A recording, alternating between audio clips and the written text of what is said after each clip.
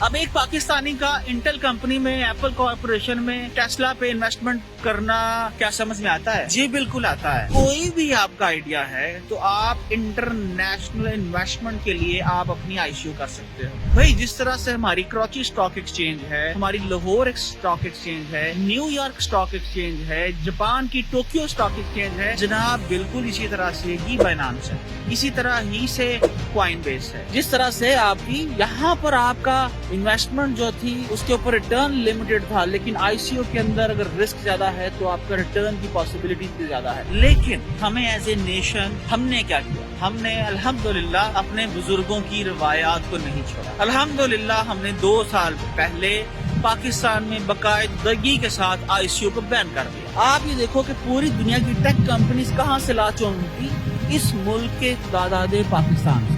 لیکن الحمدللہ ہم نے کیا کیا؟ یا تو ہم نے پیسے لیے، اپنی دیہڑی لگائی، یا ہمیں یہ ویژن نہیں، اور ہم لوگوں نے ان تمام کمپنیز کو جو آنے والی دنیا کے اندر آپ سمجھ لو گیم چینجر ہیں، ان کو پاکستان کے اندر اپنی لانچ سے روک دیا۔ اگر وہ لانچ یہاں پر ہوتی، پوری دنیا کے گلوبل انویسٹرز اس میں انویسٹ کرتے، مجھے آپ یہ بتاؤ وہ پیسہ کہاں جاتا؟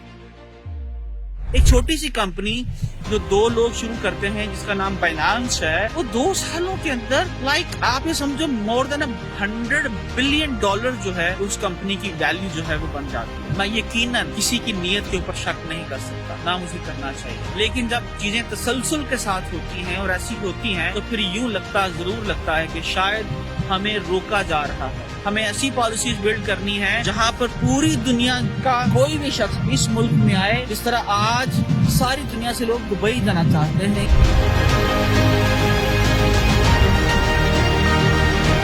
السلام علیکم ایوری ون۔ آئی سی او انیشل کوائن آفرنگ، یہ کیا ہوتی ہے؟ کوئی شخص جو ہے اس کے پاس ایک بڑا زبردست آئیڈیا ہے، اس نے اپنی چھوٹا سا پروجیکٹ جو ہے وہ لانچ کیا۔ آیا وہ برگر بیچنے کا تھا، چپس بیچنے کا تھا، سائیکلیں بنانے کا تھا، گاڑیاں بنانے کا تھا، ٹھیک ہے، کوئی بھی پروجیکٹ تھا، تو وہ پروجیکٹ سکسیسفل ہوا، اور اس کے بعد اس نے کیا کیا کہ اس کو ایکسپینشن کے لیے، اس پروجیکٹ کی ایکسپینشن کے لیے اسے مزید انویسٹمنٹ کی ضرورت تھی۔ تو اگر چھوٹی کمپنی تھی تو لوگ کیا کرتے تھے؟ مزید اس کے اندر پارٹنرز ایڈ کرتے تھے، جس کو ہم لوگ پھر چھوٹی کمپنی کو پرائیویٹ لمیٹڈ کمپنی میں کنورٹ کر دیتے تھے۔ 2 پارٹنر ہو گئے، 4 پارٹنر ہو گئے، 5 پارٹنرز ہو گئے، ہر پارٹنر نے ایک معقول رقم جو ہے اس کی اندر ڈالی، انویسٹمنٹ کی، اور وہ اس کا ڈائریکٹر بن گیا۔ چیلنج یہاں پر پیش آتا ہے کہ بھئی کمپنی جو ہے اس کی انویسٹمنٹ کی ریکوائرمنٹ بڑی ہے۔ مثال کے طور پر ایک ٹیکسٹائل مل ہے، ایک سیمنٹ مل ہے، شوگر مل ہے، یا آپ کی کوئی بھی بڑی انڈسٹری ہے جس کو ہیوی انویسٹمنٹ چاہیے، تو اس صورت کے اندر کیا کیا جاتا ہے؟ پبلک کے پاس جایا جاتا ہے کہ بھئی پبلک کے پاس جائیں گے، پبلک سے پیسہ لے لیتے ہیں۔ تو پبلک کے پاس جایا جاتا ہے اور انہیں بولا جاتا ہے جی آپ ہمیں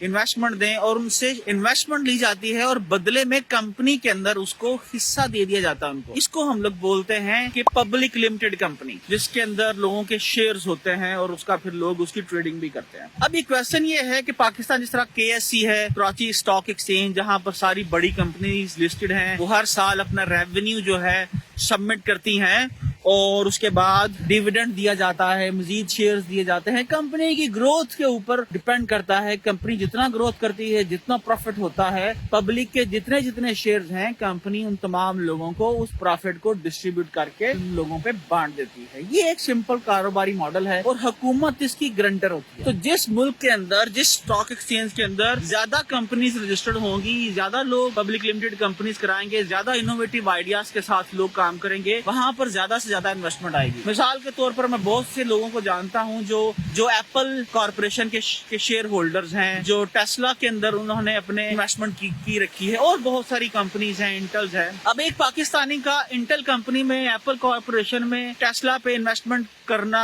کیا سمجھ میں آتا ہے؟ جی بالکل آتا ہے، کہ وہ کمپنیز ان کو اسٹاک ہولڈرز کو اچھا پیسہ بنانے کے بعد اچھا پروفٹ ڈسٹریبیوٹ کرتی ہے۔ اب آتے ہیں ہم لوگ نالج انفارمیشن ایج کے اندر۔ انیشل کوائن آفرنگ کیا ہے جناب؟ یہ بالکل ایک اسی طرح ہے جس طرح سے پبلک لمیٹڈ کمپنی، جس طرح سے پرائیویٹ لمیٹڈ کمپنی، لیکن یہ گلوبل ورلڈ جو ہے پوری دنیا کے لیے اوپن ہے۔ اب انٹرنیٹ ایج کے اندر، نالج انفارمیشن ایج کے اندر، آئی سی او جو ہے، کوئی بھی شخص کسی انوویٹو آئیڈیا کے ساتھ آپ سمجھیے کمپنی لانچ کرتا ہے۔ آیا وہ ایک گیم ہے، وہ ایک انیشل سکسیس لے چکا ہے، اب اس کو اس کی ایکسپینشن کرنی ہے تو وہ اس گیم کی جو ہے ICO کر سکتا ہے۔ کوئی کمپنی ہے جو انٹرنیٹ براؤزر بناتی ہے، کوئی انٹرنیٹ کے اوپر سیکورٹی آفر کرتی ہے، کوئی بھی آپ کا آئیڈیا ہے تو آپ انٹرنیشنل انویسٹمنٹ کے لیے آپ اپنی ICO کر سکتے ہو۔ اب آپ نے ICO کرنی ہے تو اس کا کیا طریقہ کار ہے؟ بھائی جس طرح سے ہماری کراچی اسٹاک ایکسچینج ہے، ہماری لاہور اسٹاک ایکسچینج ہے، نیو یارک اسٹاک ایکسچینج ہے، جاپان کی ٹوکیو اسٹاک ایکسچینج ہے، جناب بالکل اسی طرح سے ہی بائنانس ہے، اسی طرح ہی سے کوائن بیس ہے، اسی طرح ہی سے بہت ساری ادر کمپنیز ہیں جو ماڈرن ورلڈ کی انٹرنیٹ ایج کے اندر آپ سمجھ لیجئے ایکسچینجز ہیں، جہاں پر پوری دنیا سے لوگ رجسٹرڈ ہیں اور وہ ہر آنے والی نئی کمپنی کی ICO جو ہے اس کے اوپر نظر رکھے ہیں، وہ دیکھ رہے ہیں کہ آنے والی نالج انفارمیشن ایج کے اندر اس پروجیکٹ کا کتنا پوٹینشیل ہے، اور اس پروجیکٹ کے لحاظ سے لوگ اس پہ انویسٹمنٹ کرنے کے لیے تیار بیٹھے ہیں۔ وہاں پر بھی پاسبلٹیز ہیں آپ کے فنڈز ڈوبنے کی، یا آپ کی گروتھ 10x 100x 1000x یا 10,000x ہونے کی، جس طرح سے آپ کی یہاں پر آپ کا انویسٹمنٹ جو تھی اس کے اوپر ریٹرن لمیٹڈ تھا، لیکن ICO کے اندر اگر رسک زیادہ ہے تو آپ کا ریٹرن کی پاسبلٹیز بھی زیادہ ہے۔ یہاں پر پبلک لمیٹڈ کمپنیز جو ہیں وہاں پر لوگوں نے فراڈ کیا تو یقیناً اس کی پاسبلٹی وہاں پر بھی موجود ہے، لیکن ہمیں ایز اے نیشن ہم نے کیا کیا؟ ہم نے الحمدللہ اپنے بزرگوں کی روایات کو نہیں چھوڑا۔ ہم نے کہا کہ ہم نے ہر اس چیز کو بین کرنا ہے۔ الحمدللہ ہم نے 2 سال پہلے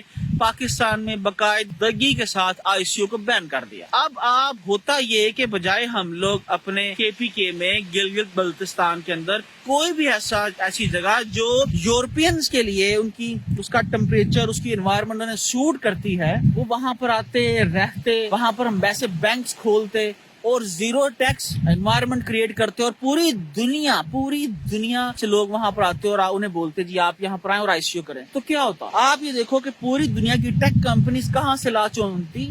اس ملک کے خداداد پاکستان سے۔